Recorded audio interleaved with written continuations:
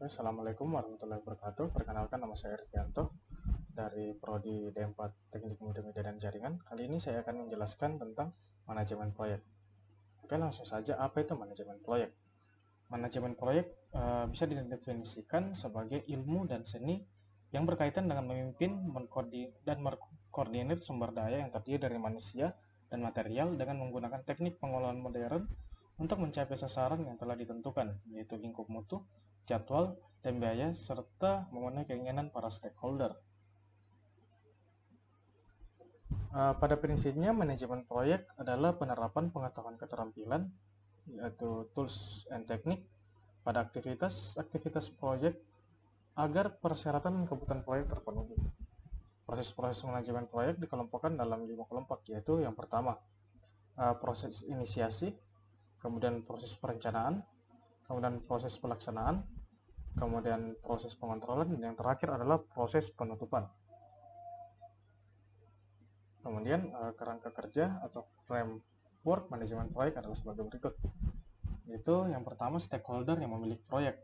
Kemudian proyek didelegasikan atau diberikan kepada manajer proyek. Kemudian manajer proyek bertugas untuk mengelola dan memanage proyek.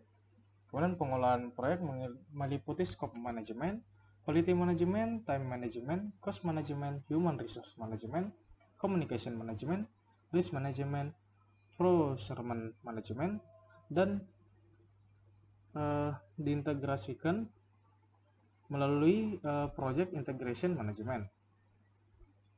Kemudian penerapan tools, teknik, dan metode terkait diterapkan pada knowledge area tersebut untuk mengelola hasil yang diinginkan, yaitu suksesnya proyek tersebut. Oke, kemudian tujuan dan manfaat proyek. Tujuan dan manfaat manajemen proyek adalah yang pertama, efisiensi. Itu baik dari sisi biaya, sumber daya maupun waktu. Kemudian kontrol terhadap proyek lebih baik, sehingga proyek bisa disesuaikan dengan skop, biaya, sumber daya, dan waktu yang telah ditentukan. Kemudian dapat meningkatkan kualitas proyek, meningkatkan produktivitas karena ada yang mengatur. Kemudian bisa menekan risiko yang timbul sekecil mungkin melalui risk management. Kemudian koordinasi internal yang lebih baik. Kemudian meningkatkan semangat, tanggung jawab, serta loyalitas tim terhadap proyek, yaitu penugasan yang jelas kepada masing-masing anggota tim. Kemudian 3 faktor pembatas dalam lingkup manajemen proyek seperti yang dijelaskan diperlihatkan dalam gambar berikut. Itu yang pertama adalah scope atau ruang lingkup, di mana semakin besar ruang lingkup suatu proyek, maka secara umum akan semakin bertambah pula waktu dan biaya yang dikeluarkan. Kemudian untuk waktu merupakan salah satu komponen yang menjadi target utama dalam sebuah proyek. Kemudian biaya, yaitu faktor yang sangat dipengaruhi oleh faktor-faktor sebelumnya. Semakin besar ruang lingkup dan semakin lama waktu yang dibutuhkan, maka biayanya harus juga semakin besar. Kemudian bagaimana dengan kualitasnya, yaitu diukur menggunakan rumus berikut, yaitu triple constraint ditambah quality control akan menghasilkan quadruple constraint. Seperti gambar yang kita lihat, bahwa jika ruang lingkup semakin luas, waktu semakin banyak digunakan, dan biaya yang digunakan juga semakin banyak, maka target yang dicapai pasti harusnya besar. Kemudian metodologi manajemen proyek.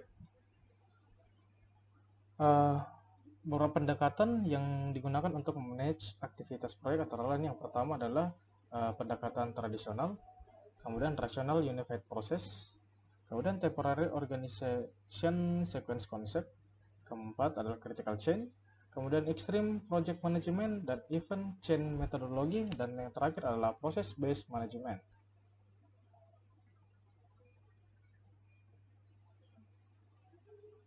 Kemudian knowledge area pada manajemen proyek adalah yang pertama adalah scope management, kemudian time management, kemudian cost management, kemudian quality management, kemudian human resource management, kemudian communication management, kemudian risk management, kemudian procurement management, dan yang terakhir adalah project integration management.